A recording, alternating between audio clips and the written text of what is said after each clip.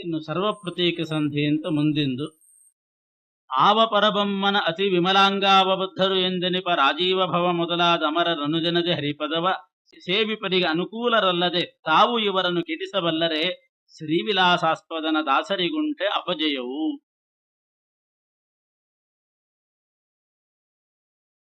ಹರಿಪದ ಸೇವೆ ಮಾಡ್ತಕ್ಕಂಥವರಿಗೆ ಎಲ್ಲ ದೇವತೆಗಳು ಹರಿಪದ ಸೇವಿಸ್ತಾ ಇದ್ದಾರೆ ಅಂತ ಆದ್ರೆ ಸಾಕು, ಎಲ್ಲ ದೇವತೆಗಳು ಅವರಿಗೆ ಅನುಕೂಲರಾಗೇ ವರ್ತಿಸ್ತಾರಂತೆ. ಯಾವ ದೇವತೆಗಳಿಗೂ ಅವ್ರಿಗೆ ವಿರೋಧ ಮಾಡೋದಿಲ್ಲ, ಅವರಿಗೆ ವಿಘ್ನ ತಂದು ಕೊಡೋದಿಲ್ಲ. ಹರಿಪದ ಸೇವಿಸ್ಬೇಕು. ಅದೇ ಈ ಸಂಸ್ಕೃತದಲ್ಲಿ ಒಂದು ಶ್ಲೋಕ ಹೇಳ್ತಾರೆ, ತದೇವ ಲಗ್ನಂ ಸುದಿನಂ ತದೇವ ತಾರಾಬಲಂ ಚಂದ್ರಬಲಂ ತದೇವ ವಿದ್ಯಾಬಲಂ ದೈವಬಲಂ ತದೇವ ಲಕ್ಷ್ಮೀಪತೆ ತೇ ಅಂಘ್ರಿಯುಗಂ ಸ್ಮರಾಮಿ. ಲಕ್ಷ್ಮೀಪತೆ ತೇ ಅಂಘ್ರಿಯುಗಂ ಸ್ಮರಾಮಿ. ಪರಮಾತ್ಮ ನಿನ್ನ ಪಾದಪದ್ಮಗಳನ್ನು ಸ್ಮರಣೆ ಮಾಡ್ತೀನಿ. ಭಗವಂತನ ಪಾದಪದ್ಮ ಸ್ಮರಣೆ ಬಂದರೂ ಸಾಕು, ಅದೇ ತಾರಾಬಲ, ಅದೇ ಚಂದ್ರಬಲ, ಅದೇ ದೈವಬಲ, ಎಲ್ಲಾ ಬಲವೂ ತಾನೇ ಬಂದೋದಕ್ಕೆ.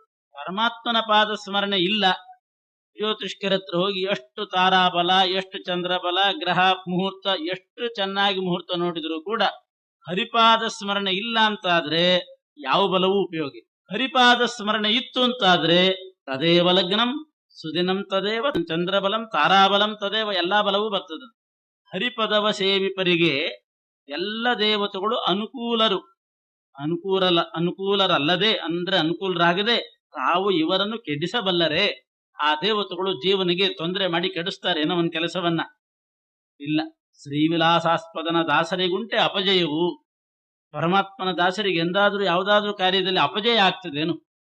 ಭಗವಂತನ ಪಾದ ಸ್ವರೂಪ ಚಿಂತನೆ ಮಾಡಿ ಕಾರ್ಯಕ್ಕೆ ಹೊರಟಿತು ಅಂತಾದ್ರೆ ಎಲ್ಲ ದೇವತೆಗಳು ಅನುಕೂಲವಾಗಿ ನಡ್ಕೋತಾರೆ, ಎಂದು ಅಪಜಯ ಮಾಡೋದಿಲ್ಲ. ಅದನ್ನೇ ಆವ ಪರಬೊಮ್ಮನ ಅಂದ್ರೆ ಪರಬೊಮ್ಮ ಅಂದ್ರೆ ಪರಬ್ರಹ್ಮ, ಪರಮಾತ್ಮನ ಅತಿ ವಿಮಲಾಂಗಾವಬದ್ಧರು. ಈ ದೇವತೆಗಳಿಗೆಲ್ಲ ಅಂಗಾವಬದ್ಧ ದೇವತೆಗಳು ಅಂತ ಕರೀತಾರೆ. ಅಂಗಾವಬದ್ಧ ದೇವತೆಗಳು ಅಂದ್ರೆ ಒಂದೊಂದು ಅಂಗದಿಂದ ಇಂತಿಂಥವ್ರು ಹುಟ್ಟಿದ್ದಾರೆ ಅಂತ ಇರ್ತದೆ. ಅವರೆಲ್ಲ ಬದ್ಧ ದೇವತೆಗಳು ಪರಮಾತ್ಮನಿಗೆ ಗೌಣಭೂತರಾಗಿ ಪರಮಾತ್ಮನಿಗೆ ಅಧೀನರಾಗಿ ಇರತಕ್ಕಂಥ ಆ ದೇವತೆಗಳು ಯಾರು? ರಾಜೀವ ಭವ, ಚತುರ್ಮುಖ ಬ್ರಹ್ಮದೇವರು ಮೊದಲಾದ ಅಮರರು, ಇವರೆಲ್ಲ ಅಂಗಾವಬದ್ಧ ದೇವತೆಗಳು. ಇಂಥ ಪರಮಾತ್ಮನ ಜ್ಞಾನಾನಂದಮಯವಾದ ವಿಮಲಾಂಗಾವಬದ್ಧರು, ನಿರ್ಮಲವಾದ ಅಂಗಗಳಲ್ಲಿ ವಾಸ ಮಾಡ್ತಕ್ಕಂಥ ಈ ಬ್ರಹ್ಮಾದಿ ದೇವತೆಗಳು ಪರಮಾತ್ಮನ ಧ್ಯಾನ ಮಾಡ್ತಕ್ಕಂಥ ದಾಸರಿಗೆ ಅನುಕೂಲರೇ ಆಗಿರ್ತಾರೆ ಹೊರತು ತಾವು ಇವರನ್ನು ಕೆಡಿಸಬಲ್ಲರೆ ಎಂದು ಜೀವರ ಕಾರ್ಯವನ್ನು ಕೆಡಿಸೋದಿಲ್ಲ. ಆದ್ರಿಂದ ಯಾವಾಗಲೂ ಪರಮಾತ್ಮನ ಪಾದವನ್ನು ಚಿಂತನೆ ಮಾಡಿ ಎಲ್ಲ ಕಾರ್ಯಕ್ಕೆ ಹೋಗು. ಭಗವಂತನ ಪಾದ ಸ್ಮರಣೆ ಮಾಡಿ ದೇವರ ಮುಂದೆ ತೆಂಗಿನಕಾಯಿ ಇಟ್ಟು ಪರಮಾತ್ಮನ ಪಾದ ಚಿಂತನೆ ಮಾಡಿ ಹೊರಟು ಬಿಟ್ರೆ ಎಲ್ಲ ದೇವತೆಗಳು ಅನುಕೂಲರಾಗಿರ್ತಾರೆ. ಶ್ರೀಧನಂಘ್ರಿ ಸರೋಜಯುಗಳ ಏಕಾದಶ ಸ್ಥಾನಾತ್ಮದೊಳಗಿಟ್ಟು ಆದರದಿ ಸಂತುತಿಸಿ ಹಿಗ್ಗುವಗೆ ಈ ನವಗ್ರಹವು ಆದಿತೇಯರು ಸಂತತ ಆದಿ ವ್ಯಾಧಿಗಳ ಪರಿಹರಿಸುತ್ತ ಅವರನ್ನ ಕಾದುಕೊಂಡಿಹರು ಎಲ್ಲರೂ ಒಂದಾಗಿ ಈಶನಾಜ್ಞೆಯಲ್ಲಿ. ಪರಮಾತ್ಮ ಹಾಗೆ ಆಜ್ಞೆ ಮಾಡಿಬಿಟ್ಟಿದ್ದಾನಂತೆ. ಯಾರು ನನ್ನ ಅಂಘ್ರಿ ಸರೋಜಯುಗಳ ಶ್ರೀಧನ ಅಂದ್ರೆ ಲಕ್ಷ್ಮೀಪತಿಯಾದ ಪರಮಾತ್ಮನ ಅಂಘ್ರಿ ಸರೋಜಯುಗಳ ಅದೇ ಶಬ್ದ ಹಾಕ್ತಾರೆ. ಲಕ್ಷ್ಮೀಪತೆ ತೇಂಘ್ರಿಯುಗಂ ಸ್ಮರಾಮಿ ಇರೋದನ್ನೇ ಶ್ರೀಧನ ಅಂಘ್ರಿ ಸರೋಜ ಯುಗಳ ಪರಮಾತ್ಮನ ಪಾದ ಕಮಲ ದ್ವಂದ್ವಗಳನ್ನ ಏಕಾದಶ ಸ್ಥಾನಾತ್ಮದೊಳಗಿಟ್ಟು 11ನೇ ಜಾಗದಲ್ಲಿ ಇಡಬೇಕಂತ. ಪರಮಾತ್ಮನ ಅಂಘ್ರಿ ದ್ವಯಗಳನ್ನ ಕಮಲ ದ್ವಯಗಳನ್ನ 11ನೇ ಜಾಗ ಅಂದ್ರೆ 11ನೇ ಇಂದ್ರಿಯ ಅಂದ್ರೆ ಮನಸ್ಸು. 5 ಜ್ಞಾನೇಂದ್ರಿಯ, 5 ಕರ್ಮೇಂದ್ರಿಯ, 11ನೇದ್ದು ಮನಸ್ಸು. ಯಾರು ಮನಸ್ಸಿನೊಳಗೆ ಪರಮಾತ್ಮನ ಪಾದಯುಗಳವನ್ನ ಇಟ್ಟು ಆದರದಿಂದ ಅದನ್ನು ಸ್ತೋತ್ರ ಮಾಡಿ ಹಿಗ್ಗುತ್ತಿರ್ತಾರೆ ಅಂಥವರಿಗೆ ನವಗ್ರಹಗಳು, ಬೇರೆ ಎಲ್ಲ ದೇವತೆಗಳು ಅವರ ಆದಿ ವ್ಯಾಧಿ ಮಾನಸಿಕ ದುಃಖ ದೈಹಿಕ ಕ್ಲೇಶಗಳನ್ನೆಲ್ಲ ಪರಿಹರಿಸಿ ಅವರನ್ನ ಎಲ್ಲರೂ ಒಂದಾಗಿ ಕಾದುಕೊಂಡೇ ಇರ್ತಾರೆ. ಮೇದಿನಿಯ ಮೇಲುಳ್ಳ ಗೋಷ್ಪಾದೋದಕಗಳೆಲ್ಲ ಅಮಲ ತೀರ್ಥವು ಪಾದಪಾದ್ರಿ ಧರಾತಳವೆ ಸುಕ್ಷೇತ್ರ ಜೀವಗಣ ಶ್ರೀಧನ ಪ್ರತಿಮೆಗಳು ಅವರುಂಬೋದನವೇ ನೈವೇದ್ಯ ಅನಿತ್ಯದೆ ಹಾದಿ ನಡುವುದೇ ನರ್ತನೆಗಳೆಂದರಿತವನೇ ಯೋಗಿ. ಸರ್ವಪ್ರತೀಕ ಸಂಧಿ ಅಂತ ಇದಕ್ಕೆ ಹೆಸರು. ಎಲ್ಲವೂ ಭಗವಂತನ ಪ್ರತೀಕ ಅಂತ ಭಾವಿಸ್ಬೇಕು, ಎಲ್ಲವೂ ಪರಮಾತ್ಮನ ಪ್ರತೀಕ. ಆವಾಗ ಮೇದಿನಿಯ ಮೇಲುಳ್ಳ ಈ ಭೂಮಿ ಮೇಲೆ ಇರ್ತಕ್ಕಂತಹ ಗೋಷ್ಪಾದೋದಕ ಅಂದ್ರೆ ಗೋವು ತನ್ನ ಪಾದ ಊರಿದಾಗ ಅಲ್ಲೊಂದು ತಗ್ಗು ಬಿದ್ದು ಅದರಲ್ಲಿ ಏನು ನೀರು ನಿಂತಿರ್ತದೆ, ಅದಕ್ಕೆ ಗೋಷ್ಪಾದೋದಕ ಅಂತ ಕರೀತಾರೆ. ದನ ಗೋವು ತನ್ನ ಪಾದ ಊರಿದಾಗ ಅಲ್ಲೊಂದು ತಗ್ಗು ಬಿದ್ದು ಅದರಲ್ಲಿ ಏನು ನೀರು ನಿಂತಿರ್ತದೆ, ಅದಕ್ಕೆ ಗೋಷ್ಪಾದೋದಕ ಅಂತ ಕರೀತಾರೆ. ದನ ಕಾಲೂರಿದಾಗ ಆ ತೆಗ್ಗಿನಲ್ಲಿ ನಿಂತಹ ನೀರು ಅದು ಕೂಡ ತೀರ್ಥವೇ ಆಗ್ತದೆ, ಅಮಲ ತೀರ್ಥವೇ ಆಗ್ತದೆ. ಯಾರಿಗೆ? ವ್ಯಾಪ್ತೋಪಾಸಕರಿಗೆ. ನಿರಂತರ ಹರಿಚಿಂತನೆ, ಸರ್ವತ್ರ ಭಗವಂತ ಇದ್ದಾನೆ ಅಂತ ವ್ಯಾಪ್ತೋಪಾಸಕರು ಯಾರಿರ್ತಾರೆ ಅವರಿಗೆ ಅದು ತೀರ್ಥವೇ. ಪಾದಪ ಅದ್ರಿ ಧರಾತಳವೇ ಸುಕ್ಷೇತ್ರ. ಪಾದಪ ಅಂದ್ರೆ ಮರ, ಅದ್ರಿ ಬೆಟ್ಟ, ಭೂಮಿ, ಅದೇ ಅವರಿಗೆ ಕ್ಷೇತ್ರ. ಎಲ್ಲಾ ಕಡೆ ಪರಮಾತ್ಮನನ್ನು ಕಂಡವರಿಗೆ ಎಲ್ಲವೂ ಕ್ಷೇತ್ರವೇ. ಜೀವಗಣ ಶ್ರೀಧನ ಪ್ರತಿಮೆಗಳು ಅವರಿಗೆ ಪರಮಾತ್ಮನ ಪ್ರತಿಮೆ ಅಂದ್ರೆ ಒಬ್ಬೊಬ್ಬ ಜೀವನೂ ಭಗವಂತನ ಪ್ರತಿಮೆನೆ ಅಂತೆ ಅವರಿಗೆ. ಜೀವಗಣರೇ ಶ್ರೀಧನ ಪ್ರತಿಮೆಗಳು. ಅವರುಂಬೋದನವೇ ನೈವೇದ್ಯ. ಯಾವ್ಯಾವ ಜೀವರೇನು ಊಟ ಮಾಡ್ತಾರೆ ಅದೇ ಪರಮಾತ್ಮನಿಗೆ ನೈವೇದ್ಯ ಅಂತ ಅನುಸಂಧಾನ ಮಾಡಿಬಿಡ್ತಾರೆ. ನಿತ್ಯದಿ ಹಾದಿ ನಡುವುದೇ ನರ್ತನಗಳೆಂದು. ಎಲ್ಲೆಲ್ಲಿ ಸಂಚಾರ ಮಾಡ್ತಾರೆ, ಓಡಾಡ್ತಾರೆ, ಅದೇ ಪ್ರದಕ್ಷಿಣೆ, ಅದೇ ನರ್ತನ ಪರಮಾತ್ಮನಿಗೆ. ಯಾಕೆ? ಸರ್ವತ್ರ ವ್ಯಾಪ್ತನಾಗಿದ್ದಾನೆ ಭಗವಂತ. ಹೀಗೆ ಭಗವಂತನ ವ್ಯಾಪ್ತತ್ವವನ್ನ ಯಾರು ಸದಾ ಅನುಸಂಧಾನ ಮಾಡ್ತಾರೆ ಅವರೇ ಯೋಗಿ. ಅವರಿಗೆ ಯೋಗಿಗಳು ಅಂತ ಕರೀತಾರೆ. ಸರ್ವ ಪ್ರತೀಕ ಸಂಧಿಯಲ್ಲಿ ಎಲ್ಲವೂ ಪರಮಾತ್ಮನ ಪ್ರತೀಕ ಅಂದ್ರೆ ಪ್ರತಿಮೆ. ಭಗವಂತ ವ್ಯಾಪ್ತನಾಗಿದ್ದಾನೆ, ಅವನಿಲ್ಲದ ಜಾಗ ಇಲ್ಲ. ಈ ರೀತಿ ಸದಾ ಅನುಸಂಧಾನ ಬೇಕು ಅನ್ನೋದನ್ನ ತಿಳಿಸ್ತಾ ಇದ್ದಾರೆ. ಎಲ್ಲ ಸಂಧಿಗಳಲ್ಲಿ ಬಹಳ ಸುಲಭವಾದ ಸಂಧಿ ಅಂದರೆ ಸರ್ವ ಪ್ರತೀಕ ಸಂಧಿ. ಸರ್ವದೇಶವು ಪುಣ್ಯ ದೇಶವು, ಸರ್ವಕಾಲವು ಪರ್ವಕಾಲವು, ಸರ್ವಜೀವರು ದಾನ ಪಾತ್ರರು, ಮೂರು ಲೋಕದೊಳು, ಸರ್ವ ಮಾತುಗಳೆಲ್ಲ ಮಂತ್ರವು, ಸರ್ವ ಕೆಲಸಗಳೆಲ್ಲ ಪೂಜೆಯು, ಶರ್ವವಂದನ ವಿಮಲ ಮೂರ್ತಿ ಧ್ಯಾನವುಳ್ಳವಗೆ. ಈ ಪದ್ಯ ಇದನ್ನ ಅಪಾರ್ಥ ಮಾಡ್ಕೊಳ್ಬಾರ್ದು, ಯಾರು ಇದನ್ನು ದುರುಪಯೋಗ ಮಾಡ್ಕೋಬಾರ್ದು. ದಾಸರು ಹಿಂಗೆ ಹೇಳಿದ್ದಾರೆ ಅಂತ ಬಹಳ ಜನ ದುರುಪಯೋಗ ಪಡಿಸ್ಕೊಳ್ತಾ ಇದ್ದಾರೆ ಇದನ್ನ. ಸರ್ವದೇಶವು ಪುಣ್ಯ ದೇಶವು, ಎಲ್ಲಿಂದ್ರಲ್ಲಿ ಏನ್ ಬೇಕಾದ್ರೆ ಕೆಲಸ ಮಾಡಿಬಿಡ್ಬಹುದು. ಯಾಕೆಂದ್ರೆ ಸರ್ವದೇಶವು ಪುಣ್ಯ ದೇಶವು ಅಂದಿದ್ದಾರೆ. ಸರ್ವಕಾಲವು ಪರ್ವಕಾಲವು, ಮುಹೂರ್ತ ನೋಡ್ಬೇಕಾಗಿಲ್ಲ, ಏನಿಲ್ಲ. ನಿಶಾಚರ ವೇಳೆಯಲ್ಲೂ ಕೂಡ ಕರ್ಮ ಮಾಡಿಬಿಡೋದು. ಏನಿದು ಅಪರಾತ್ರಿ, ರಾತ್ರಿ ಕಾಲ, ನಿಶಾಚರ ವೇಳೆ ಅಂತಂದ್ರೆ ಸರ್ವಕಾಲವು ಪರ್ವಕಾಲವು. ಯಾರ್ಯಾರು ಬೇಕೋ ತಮ್ಮವರಿಗೆ ದಾನ ಕೊಟ್ಕೊಂಡ್ ಬಿಡೋದು. ಇದು ಸರ್ವ ಜೀವರು ದಾನ ಪಾತ್ರರು, ಮೂರು ಲೋಕದೋಳು ಅಂತ ಅನ್ನೋದು. ಹಾಗಲ್ಲ. ಸರ್ವ ಮಾತುಗಳೆಲ್ಲ ಮಂತ್ರವು, ಸರ್ವ ಕೆಲಸಗಳೆಲ್ಲ ಪೂಜೆಯು.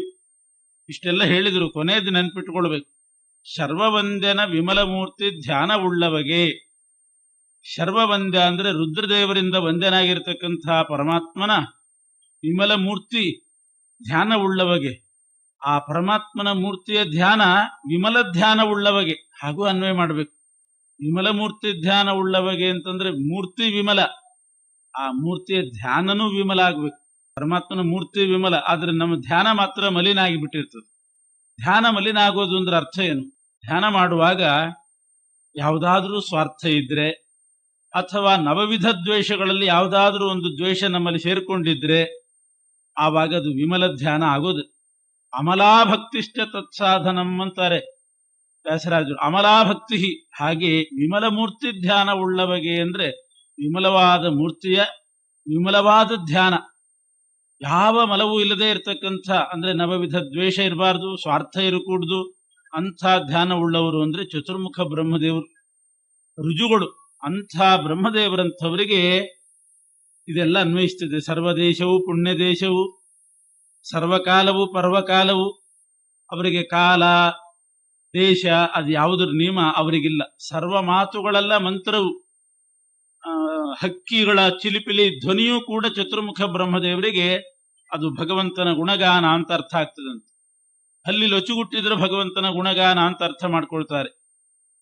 ಎಲ್ಲಿ ಏನೋ ಶಬ್ದ ಬಂದರೂ ಕೂಡ ಸಕಲ ಧ್ವನ್ಯಾತ್ಮಕ, ವರ್ಣಾತ್ಮಕ, ಲೌಕಿಕ, ವೈದಿಕ ಎಲ್ಲಾ ಧ್ವನಿ ವರ್ಣ ಪ್ರತಿಯೊಂದು ಕೂಡ ಅದು ಪರಮಾತ್ಮನ ಸ್ತೋತ್ರ ರೂಪ ಆಗ್ತದೆ. ಹಾಗೆ ಎಲ್ಲ ದೇಶ ಅದು ಭಗವಂತನ ಸನ್ನಿಧಾನ ಪಾತ್ರವಾದ ದೇಶ ಅಂತ ಅನಿಸ್ತದೆ. ಇದು ವ್ಯಾಪ್ತೋಪಾಸಕರಿಗೆ, ಚತುರ್ಮುಖ ಬ್ರಹ್ಮದೇವರಂಥವರಿಗೆ, ರುಜುಗಳಿಗೆ ಆ ರೀತಿ ಅನ್ವಯಿಸ್ತದೆ. ಅವರ ವಿಷಯವನ್ನ ಇಲ್ಲಿ ಹೇಳ್ತಾ ಇದ್ದಾರೆ. ಬೇರೆಯವರಿಗೆಲ್ಲ ಇಂಥ ದೇಶನೇ ಪುಣ್ಯ ದೇಶ, ನದಿ ತೀರೆ, ಪರ್ವತಾಗ್ರೆ, ನದಿ ತೀರೆ ಅಂತ ಧ್ಯಾನ ಮಾಡಲಿಕ್ಕೆ ಕೆಲವು ದೇಶಗಳನ್ನು ಹೇಳಿದ್ದಾರೆ, ಕೆಲವು ಕಾಲಗಳನ್ನು ಹೇಳಿದ್ದಾರೆ. ಇಂಥವರೇ ದಾನಪಾತ್ರರು ಅಂತ ಅದಕ್ಕೆ ವ್ಯವಸ್ಥೆ ಇದೆ. ಆದರೆ ಅನ್ನದಾನಕ್ಕೆ ಮಾತ್ರ ಸರ್ವಜೀವರು ದಾನಪಾತ್ರ. ಇದು ಎಲ್ರಿಗೂ ಇಟ್ಕೊಂಡಾಗ ಅನ್ನದಾನಕ್ಕೆ ಪಾತ್ರ ವಿವೇಕ ಇಲ್ಲಂತ. ಅನ್ನಸ್ಯ ಕ್ಷುಧಿತಂ ಪಾತ್ರಂ. ಅನ್ನದಾನಕ್ಕೆ ಪಾತ್ರ ಯಾರು ಅಂದ್ರೆ ಯಾರ ಹಸಿವೆಯಾಗಿದೆಯೋ ಅವ್ರ ಪಾತ್ರ. ಶ್ರಾದ್ದಾದಿಗಳಲ್ಲ, ಅಲ್ಲೆಲ್ಲ ಇಂಥವರಿಗೆ ದಾನ ಅಂತ ನಿಯಮ ಇದೆ. ಸಾಧಾರಣ ಹಸ್ತವರಿಗೆಲ್ಲ ಅನ್ನ ಮಾಡಬೇಕು ಅಂತಿದೆ, ಅನ್ನದಾನ ಮಾಡಬೇಕು ಅಂತಿದೆ. ಇದನ್ನ ಈ ಪದ್ಯ ಹೇಳಿರೋದು ಎಲ್ರಿಗೂ ಅಲ್ಲ, ಅತ್ಯುತ್ತಮಾನಾಂ ಕೇಶಃ ಅಂತ ಬೇರೆ ಅತ್ಯುತ್ತಮರಾಗಿರ್ತಕ್ಕಂಥವ್ರಿಗೆ ಕಾಲ ದೇಶ ಅದ್ಯಾವುದು ನಿಯಮ ಇಲ್ಲ. ಬೇರೆಯವರಿಗಾದ್ರೆ ಬ್ರಾಹ್ಮೇ ಮುಹೂರ್ತೆ ಚೋತ್ಥಾಯ ಅಂತ ಬ್ರಾಹ್ಮ ಮುಹೂರ್ತದಲ್ಲಿ ಎದ್ದು ಆ ಸಮಯದಲ್ಲೇನೆ ಕರ್ಮ ಮಾಡಬೇಕು ಅಂತ ಬೇರೆಯವರಿಗೆಲ್ಲ ಇದೆ. ಬ್ರಹ್ಮದೇವರ ಅಂಥವರ ದೃಷ್ಟಿಯಲ್ಲಿಟ್ಟುಕೊಂಡು ಶಾಸ್ತ್ರದಲ್ಲಿ ಹೇಳಿದ್ದನ್ನೇ ದಾಸರಿದನ್ನು ಹೇಳ್ತಾರೆ. ದೇವಖಾತ ತಟಾಕ ವಾಪಿ ಸರೋವರಗಳಿಗೆ ಅಭಿಮಾನಿಸುರರು ಕಳೇವರದೊಳಗೆ ರೋಮಕೂಪಗಳೊಳಗೆ ತುಂಬಿಹರು. ಆ ವಿಯದ್ಗಂಗಾದಿ ನದಿಗಳು ಭಾವಿಸುವುದು 72,000 ಸುನಾಡಿಗಳೊಳಗೆ ಪ್ರವಹಿಸುತ್ತಲಿಹವೆಂದು. ದೇಹದಲ್ಲೇನೆ ನಾಡಿಗಳಲ್ಲಿ ಎಲ್ಲ ನದಿ ಅಭಿಮಾನಿಗಳು ದೇವತೆಗಳು, ತೀರ್ಥಾಭಿಮಾನಿ ದೇವತೆಗಳ ಸನ್ನಿಧಾನ ಇರ್ತದಂತ. ಬ್ರಹ್ಮಾಂಡ ಹೇಗೆ ನಿರ್ಮಾಣ ಮಾಡಿದ್ದಾನೋ ಅದೇ ರೀತಿ ಪಿಂಡಾಂಡ ನಿರ್ಮಾಣ ಮಾಡಿದ್ದಾನಂತೆ ಪರಮಾತ್ಮ. ಅದು ಬ್ರಹ್ಮಾಂಡ, ಇದು ಪಿಂಡಾಂಡ ಅಷ್ಟೇನೆ. ಅಲ್ಲಿ 24 ತತ್ವಗಳು ಬ್ರಹ್ಮಾಂಡದಲ್ಲಿಯೂ ಸೇರಿದೆ, ಸೂಕ್ಷ್ಮ ರೂಪದಿಂದ 24 ತತ್ವಗಳು ನಮ್ಮ ದೇಹದಲ್ಲಿಯೂ ಸೇರಿದೆ. ಪಿಂಡಾಂಡ ಅಂದ್ರೆ ದೇಹ, ಇದರಲ್ಲಿಯೂ 24 ತತ್ವ ಸೂಕ್ಷ್ಮ ರೂಪದಿಂದ, ಬ್ರಹ್ಮಾಂಡದಲ್ಲಿ ಸ್ಥೂಲ ರೂಪದಿಂದ. ಅದೇ ರೀತಿ ದೇಹದಲ್ಲಿಯೂ ಕೂಡ ಎಲ್ಲ ನದಿಗಳ ಸನ್ನಿಧಾನ ಇರ್ತದಂತೆ. ದೇವಖಾತ ಅಂದ್ರೆ ಖಾತ ಅಂದ್ರೆ ತೋಡಿದ್ದು ಅಂತ ಅರ್ಥ. ದೇವತೆಗಳು ಸ್ನಾನ ಮಾಡತಕ್ಕಂಥ ಕೆರೆಗಳಿಗೆ ದೇವಖಾತ ಅಂತ ಕರೀತಾರೆ. ವಾಪಿ ಅಂತಂದ್ರೆ ಬಾವಿ, ಸರೋವರಗಳು ಅಂತ ಪ್ರಸಿದ್ಧವಾಗಿರ್ತಕ್ಕಂಥ ಕೆಲವು ಪುಷ್ಕರಾದಿ ತೀರ್ಥಗಳು, ಮಾನಸ ಸರೋವರ, ಇಂಥವು ಸರೋವರ ಅಂತ ಅದನ್ನು ಕರೀತಾರೆ. ಅದರ ಅಭಿಮಾನಿ ದೇವತೆಗಳು ಏನಿದ್ದಾರೆ ಅವರೆಲ್ಲರೂ ಕೂಡ ಕಳೇವರದೊಳಗಿಹ, ಕಳೇವರ ಅಂದ್ರೆ ನಮ್ಮ ದೇಹದೊಳಗಿರ್ತಕ್ಕಂಥ ರೋಮಕೂಪಗಳೊಳಗೆ ಎಲ್ಲ ತೀರ್ಥಾಭಿಮಾನಿಗಳು ನದ್ಯಾಭಿಮಾನಿಗಳು ತುಂಬಿದ್ದಾರಂತೆ. ಆ ವಿಯದ್ಗಂಗಾದಿ ನದಿಗಳು ಭಾವಿಸುವುದು. ಇನ್ನು ಗಂಗಾದಿ ನದಿಗಳೆಲ್ಲ 72,000 ನಾಡಿಗಳಲ್ಲಿ ಹರಿತಾ ಇದ್ದಾವಂತೆ. ನಮ್ಮ ದೇಹದ ನಾಡಿಗಳಲ್ಲಿ ಗಂಗಾದಿ ನದಿಗಳು ಹರಿತಾ ಇರ್ತಾವಂತೆ ಸೂಕ್ಷ್ಮ ರೂಪದಿಂದ. ಅದನ್ನು ತಿಳ್ಕೊಳ್ಬೇಕು. ಅದರಲ್ಲಿ ಮುಖ್ಯ ಪ್ರಾಣದೇವರು ಕೂಡ ಇದ್ದಾರಂತೆ. 3 ಕೋಟಿಯ ಮೇಲೆ ಶೋಭಿಪ ಈರಧಿಕ 70,000 ಮಾರುತಾಂತರ್ಯಾಮಿ ಮಾಧವ ಪ್ರತಿ ದಿವಸದಲ್ಲಿ ತಾರಮಿಸುತ್ತೇಹನೆಂದು ತಿಳಿದೆಹ ಸೂರಿಗಳು ದೇವತೆಗಳು. ಅವರ ಶರೀರವೇ ಸುಕ್ಷೇತ್ರ, ಅವರರ್ಚನೆಯೇ ಹರಿಪೂಜೆ.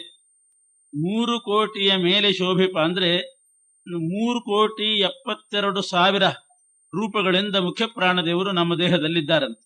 3,72,000 ಅಂತಂದ್ರೆ ರೋಮಗಳಿರೋದು 3.5 ಕೋಟಿ ಅಂತ ಲೆಕ್ಕ ಇದೆ. ಸ್ಥೂಲವಾಗಿ ಅರ್ಧ ಅನ್ನೋದನ್ನು ಬಿಟ್ಟು 3 ಕೋಟಿ ಅಂತ ಮಾಡ್ಕೊಂಡಿದ್ದಾರೆ. 3 ಕೋಟಿ ರೋಮಗಳಿರ್ತದಂತೆ ಒಬ್ಬೊಬ್ಬರ ದೇಹದಲ್ಲಿ. ಪರಮಾತ್ಮನ ಸೃಷ್ಟಿ ಹಾಗೆ. 3 ಕೋಟಿ ರೋಮಕೂಪದಲ್ಲಿ ತೀರ್ಥಾಭಿಮಾನಿಗಳೆಲ್ಲ ಇದ್ದಾರೆ ಅಂತಂದಂತೆ ಅವರಲ್ಲಿ 3 ಕೋಟಿ ರೂಪದಿಂದ ಮುಖ್ಯ ಪ್ರಾಣದೇವರು ಇರ್ತಾರೆ ದೇಹದಲ್ಲಿ. ಅದು ರೋಮಕೂಪಗಳಲ್ಲಿ ಅಷ್ಟು 3 ಕೋಟಿ ರೋಮ. ಆ 3 ಕೋಟಿ ರೋಮದ ಬುಡದಲ್ಲಿ, ಆ ರೋಮಕೂಪದಲ್ಲಿ 3 ಕೋಟಿ ರೂಪದಿಂದ ಮುಖ್ಯ ಪ್ರಾಣದೇವರು. 72,000 ನಾಡಿಗಳಿದೆ, ಅದರಲ್ಲಿ 72,000 ರೂಪದಿಂದಲೂ ಮುಖ್ಯ ಪ್ರಾಣದೇವರು. ಅವರೊಳಗೆ ಮಾಧವ ಪರಮಾತ್ಮ ವ್ಯಾಪ್ತನಾಗಿದ್ದಾನೆ. ದೇಹೇ ತ್ರಿಕೋಟ್ಯರ್ಧ ರೂಪ ರೋಮಕೂಪ ಭವಂತಿ. ಪ್ರಮಾಣ ಇರೋದು ಹಾಗೆ. ದೇಹೇ ತ್ರಿಕೋಟ್ಯರ್ಧ ರೂಪ ರೋಮಕೂಪ ಭವಂತಿ. ಹಿಂಕಾರ ನಾಮಕಸ್ತೇಷು ವ್ಯಾಪ್ತ ಪ್ರದ್ಯುಮ್ನಕೋ ಹರಿಹಿ. ಇಲ್ಲಿ ಮಾಧವ ಅಂತಂದ್ರೆ ಸುಮ್ಮನೆ ಭಗವಂತನ ಹೆಸರು ಅಂತ ಹೇಳಿದ್ದಾರೆ. ಹಿಂಕಾರ ನಾಮಕ ಪ್ರದ್ಯುಮ್ನ ಇರೋದಲ್ಲಿ. ಹಿಂಕಾರ ಅಂತ ಸಾಮವೇದದ ಒಂದು ಪ್ರಭೇದ, ಅದರಿಂದ ಪ್ರತಿಪಾದ್ಯ ಪ್ರದ್ಯುಮ್ನ.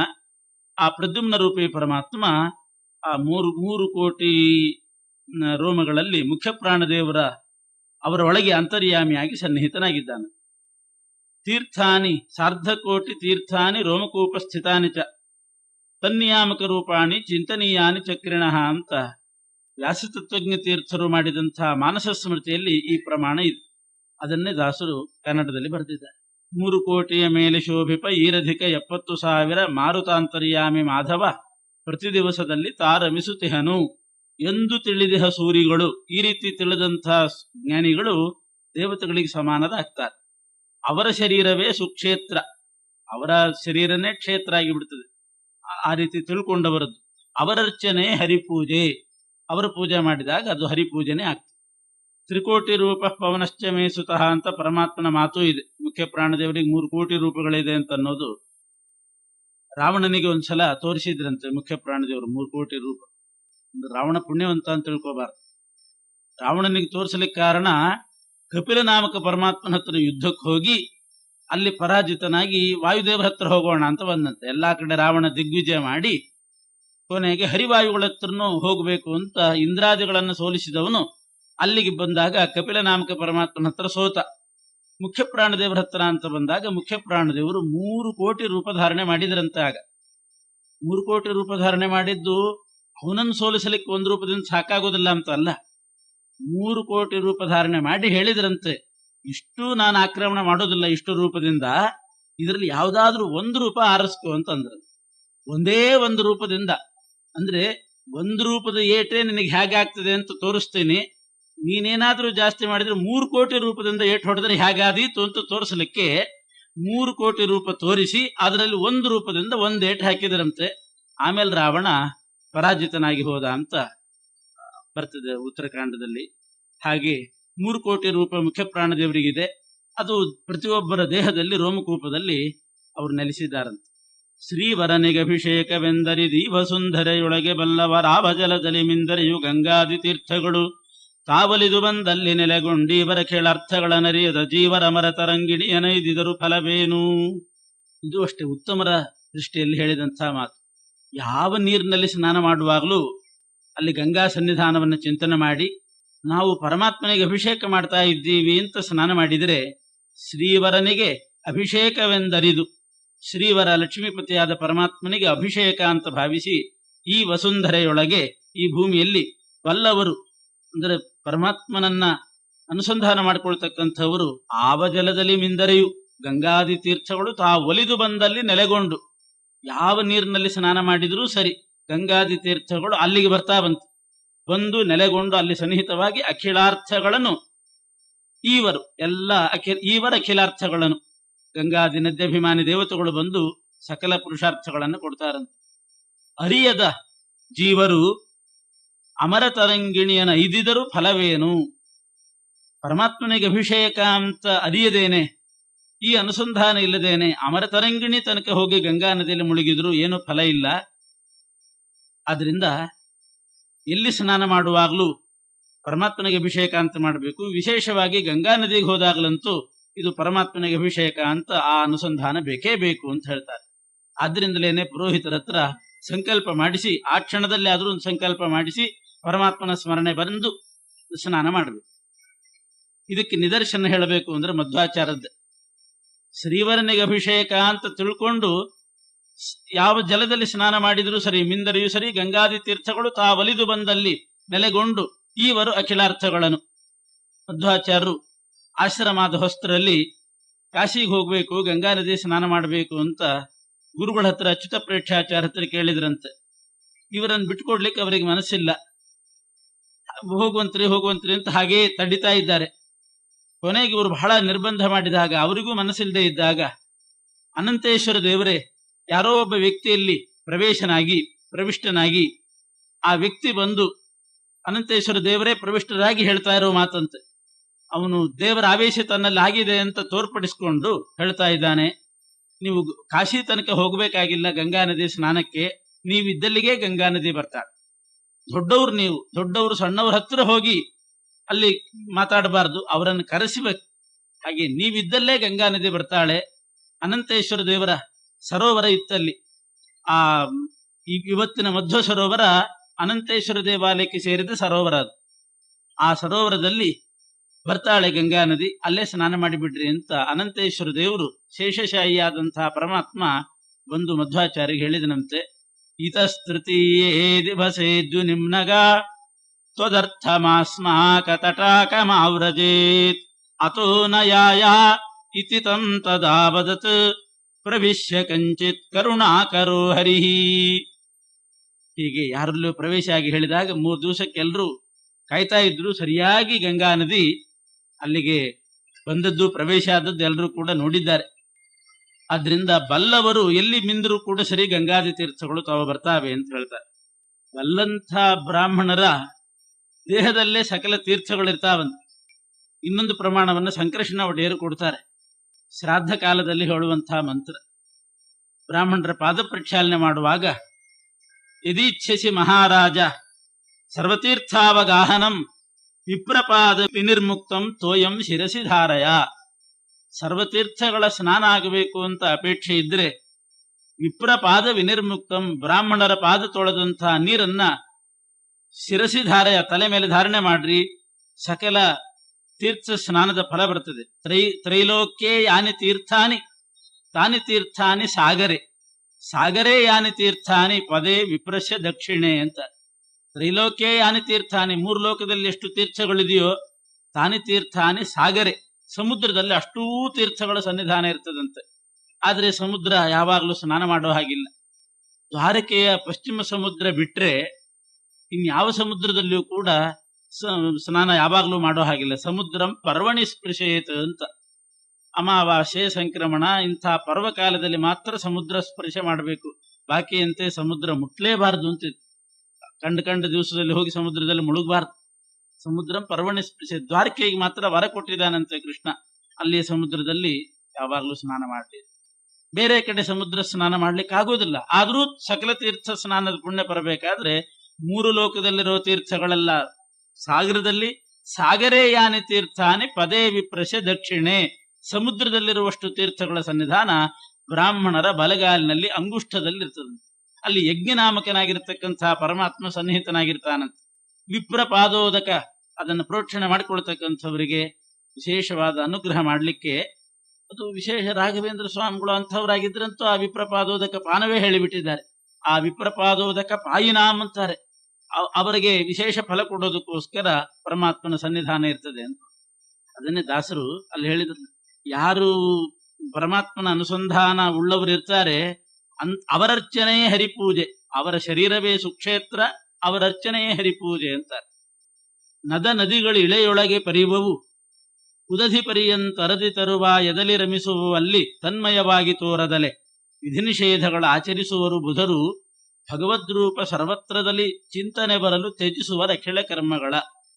ಭಗವದ್ಗೀತೆಯಲ್ಲಿ ಒಂದು ಶ್ಲೋಕ ಇದೆ, ಯಸ್ತ್ವಾತ್ಮರತಿರೇವ ಸ್ಯಾತ್ ಆತ್ಮತೃಪ್ತಶ್ಚ ಮಾನವಃ ಆತ್ಮನ್ನೇವ ಚ ಸಂತುಷ್ಟಃ ತಸ್ಯ ಕಾರ್ಯಂ ನ ವಿದ್ಯತೆ. ಇಂಥ ಗೊಂದಲದ ಶ್ಲೋಕಗಳನ್ನೆಲ್ಲ ತಗೊಂಡು ದಾಸರು ಕನ್ನಡದಲ್ಲಿ ಅದರ ಅಭಿಪ್ರಾಯ ಹೇಳ್ತಾರೆ.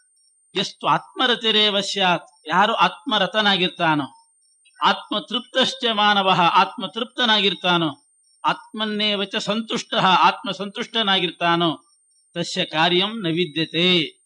ಈ ವಿಧಿ ನಿಷೇಧಗಳು, ಉಪವಾಸ, ವ್ರತ, ನಿಯಮ, ಸ್ನಾನ, ಸಂಧ್ಯಾ ಇತ್ಯಾದಿ ನಿಯಮಗಳೇನಿದೆ, ಇದು ಅವನಿಗೆ ಅನ್ವಯಿಸೋದಿಲ್ಲ. ಯಾರು ಆತ್ಮರಥ, ಆತ್ಮತೃಪ್ತ, ಆತ್ಮ ಸಂತುಷ್ಟನಾಗಿರ್ತಾನೆ ಅಂಥವನಿಗೆ ಕಾರ್ಯಂ ನೈವಿದ್ಯತೆ ಎಂದಿದ್ದಾರೆ. ಅದಕ್ಕೆ ದೃಷ್ಟಾಂತ ಕೊಟ್ಟು ದಾಸರು ವಿವರಿಸ್ತಾರೆ. ಇದಕ್ಕೆ ಅರ್ಥ ಏನು ಅಂತಂದ್ರೆ, ಎಲ್ಲರೂ ಅಪಾರ್ಥ ಮಾಡ್ಕೊಂಡು ಬಿಟ್ಟಿದ್ದಾರೆ. ತಸ್ಯ ಕಾರ್ಯ, ಜ್ಞಾನಿ ಆತ್ಮತೃಪ್ತ, ಆತ್ಮರಥ, ಆತ್ಮಸಂತುಷ್ಟ ಅಂತಂದ್ರೆ, ಆತ್ಮ ಅಂದ್ರೆ ಪರಮಾತ್ಮ, ಪರಮಾತ್ಮನಲ್ಲೇ ರತಿ, ಪರಮಾತ್ಮನಲ್ಲೇ ತೃಪ್ತಿ. ಅಂದ್ರೆ ಪರಮಾತ್ಮನ ಚಿಂತನೆ ಬಂದಾಗ ಬೇರೇನೂ ಬೇಡ ಅನಿಸ್ತದಂತೆ. ತೃಪ್ತಿ ಅಂದ್ರೆ ಹಾಗೆ, ಒಂದು ಪದಾರ್ಥ ಬೇಕಾದಾಗ ಉಳಿದದ್ದು ಯಾವುದೂ ಬೇಡ ಅಂತ ಅನಿಸಿದ್ರೆ ಅವರಿಗೆ ತೃಪ್ತಿ ಅಂತ ಕರೀತಾರೆ. ಅಥವಾ ಅನುಭೋಗಿಸಿ ಬೇಡ ಅಂತ ಅನಿಸಿದಾಗಲೂ ತೃಪ್ತಿ ಅಂತ ಕರೀತಾರೆ. ಊಟ ಮಾಡುವಾಗ ತೃಪ್ತಿ ಆಗೋಯ್ತು ಅಂತಾರೆ. ತೃಪ್ತಿ ಆಯ್ತು ಅಂತಂದ್ರೆ ಇನ್ನು ಹಾಕಿದ್ರೆ ಬೇಡ ಅಂತ ಅರ್ಥ. ಆತ್ಮತೃಪ್ತ ಅಂತಂದ್ರೆ ಪರಮಾತ್ಮ ಸಾಕಿನ್ನು ಬೇಕಾದಷ್ಟು ಪರಮಾತ್ಮನ ದರ್ಶನ ಆಗಿದೆ, ಇನ್ನು ಪರಮಾತ್ಮ ಬೇಡ ಅಂತ ತೃಪ್ತಿ ಅಲ್ಲ.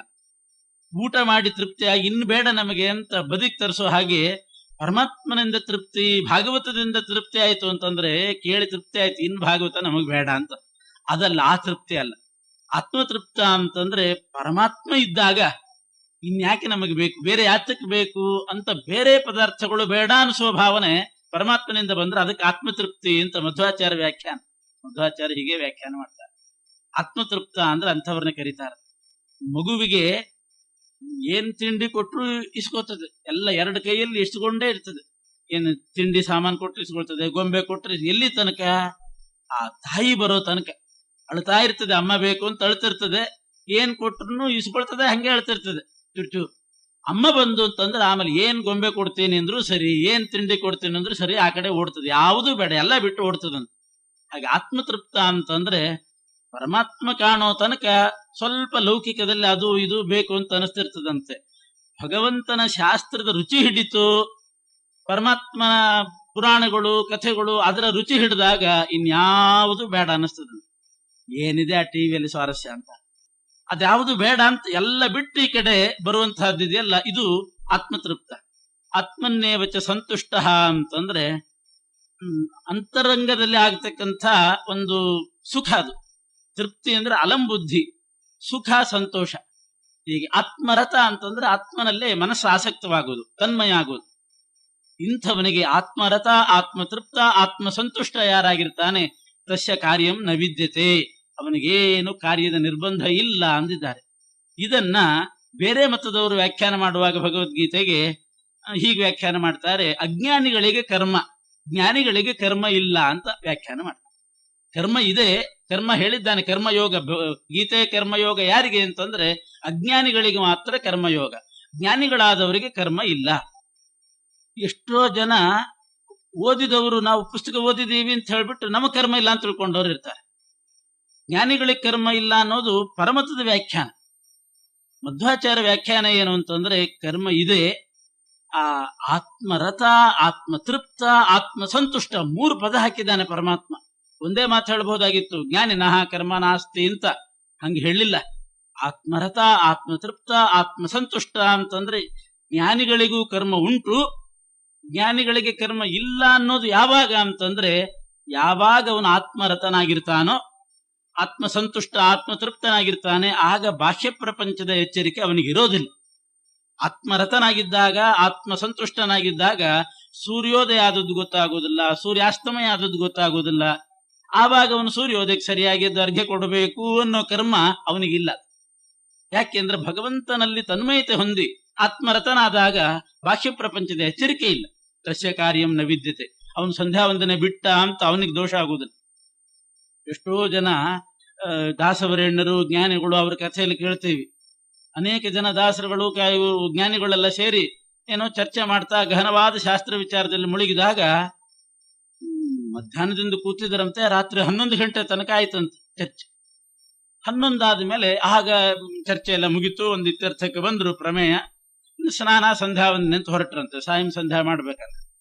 ರಾತ್ರಿ 11 ಗಂಟೆಗೆ ಯಾರೋ ಗೃಹಸ್ಥರು ಲೌಕಿಕರು ಮಾತಾಡ್ಕೊಂಡ್ರಂತೆ, ಓಹ್ ಸಾಯಂ ಸಂಧ್ಯಾ, ಸೂರ್ಯ ಮುಳುಗೋ ಸಂಧ್ಯಾ ಈಗ ಮಾಡ್ತಿದ್ದಾರೆ ಇವರೆಲ್ಲ ದೊಡ್ಡ ದೊಡ್ಡ ಜ್ಞಾನಿಗಳಂತೆ ಅಂತ ಕುಚೋದ್ಯ ಮಾಡ್ಕೊಂಡ್ರು. ಮಾಡಿದಾಗ ಆತನನ್ನ ಕರೆದು ತೋರಿಸಿದ್ರಂತೆ, ನೋಡು ಈಗ ಸೂರ್ಯ ಮುಳುಗ್ತಿದ್ದಾನೆ ಅಂತ. ನಾವು ಸಂಧ್ಯಾವಂದನೆ ಮಾಡುವಾಗಲೇ ಸೂರ್ಯ ಮುಳುಗ್ತಾನೆ ಅಂತ ತೋರಿಸಿದ್ರು. ಹೀಗೆ ರಾತ್ರಿ ಸೂರ್ಯನ ತೋರಿಸಿದವರು, ರಾತ್ರಿ ಸೂರ್ಯಾಸ್ತಮಯ ತೋರಿಸಿದವರು, ಅದು ಯಾರಿಗೆ ಬಾಹ್ಯ ಪ್ರಪಂಚದ ಪರಿವೇನೇ ಇಲ್ಲದೇನೆ ಯಾರು ಭಗವಂತನಲ್ಲಿ ರಥರಾಗಿ ತೃಪ್ತರಾಗಿರ್ತಾರೆ ಅಂಥವರಿಗೆ ತಸ್ಯ ಕಾರ್ಯಂ ನ ವಿದ್ಯತೆ, ಅವರಿಗೆ ಸರ್ವಕಾಲವೂ ಪರ್ವಕಾಲವು. ಇಂಥವರಿಗೆ ಸರ್ವಕಾಲವೂ ಪರ್ವಕಾಲವು, ಬೇರೆಯವರಿಗೆಲ್ಲ. ಇನ್ ಕೆಲವರಿಗೂ ಸೂರ್ಯಾಸ್ತ ಗೊತ್ತಾಗುದಿಲ್ಲ, ಯಾಕೆಂದ್ರೆ ಸೂರ್ಯ ಮುಳುಗುವಾಗ್ಲೂ ಮಲಗಿರ್ತಾರೆ, ಎದ್ದಾಗ್ಲೂ ಮಲಗಿರ್ತಾರೆ. ನಮಗೂ ಗೊತ್ತಾಗಿಲ್ಲ ಅಂತ ಹೇಳಿ ಕಂಡಂಗ್ ಮಾಡೋದಲ್ಲ. ಆತ್ಮರಥ, ಆತ್ಮತೃಪ್ತ, ಆತ್ಮಸಂತುಷ್ಟರಾಗಿ ಯಾರಿಗೆ ಈ ಬಾಹ್ಯ ಸೂರ್ಯೋದಯ ಅಸ್ತಮಯಾದಿಗಳು ಕಾಲದ ಪರಿಜ್ಞಾನ ಇರೋದಿಲ್ಲ, ತಸ್ಯ ಕಾರ್ಯಂ ನ ವಿದ್ಯತೆ, ಆವಾಗ ಮಾತ್ರ. ಮಧ್ವಾಚಾರ್ಯ ವ್ಯಾಖ್ಯಾನ ಮಾಡೋದು ಸಮಾಧಿಸ್ಥಸ್ಯ ಅಂತ ಬರೀತಾರೆ. ಸಮಾಧಿಸ್ಥನಾದವನಿಗೆ, ಸಮಾಧಿ ಅಂತಂದ್ರೆ ಅಸಂಪ್ರಜ್ಞಾತ ಸಮಾಧಿ, ಬರೇ ಸಮಾಧಿ ಅಲ್ಲ, ಅಸಂಪ್ರಜ್ಞಾತ ಸಮಾಧಿ ಅಂದ್ರೆ ಬಾಹ್ಯ ಪ್ರಪಂಚದ ಪ್ರಜ್ಞಾನ ಇರಬಾರದು, ಅದು ಅಸಂಪ್ರಜ್ಞಾತವಾಗಬೇಕು. ಇವನು ಸಮಾಧಿ, ಚೆನ್ನಾಗಿ ಪರಮಾತ್ಮನಲ್ಲಿ, ಆಧಿ ಅಂದ್ರೆ ಮನಸ್ಸು ನೆಟ್ಟಿರಬೇಕು. ಅಂಥ ಅಸಂಪ್ರಜ್ಞಾತ ಸಮಾಧಿಸ್ಥನಾದವನಿಗೆ ತಸ್ಯ ಕಾರ್ಯಂ ನ ವಿದ್ಯತೆ ಅಂತ ಆಚಾರ್ಯ ವ್ಯಾಖ್ಯಾನ. ಇದನ್ನೆಲ್ಲ ಮನಸ್ಸಿನಲ್ಲಿಟ್ಟುಕೊಂಡು ದಾಸರು ಅದಕ್ಕೊಂದು ದೃಷ್ಟಾಂತವನ್ನು ಕೊಟ್ಟು ಈ ತತ್ವವನ್ನೇ ಈ ಪದ್ಯದಲ್ಲಿ ತಿಳಿಸ್ತಾ ಇದ್ದಾರೆ.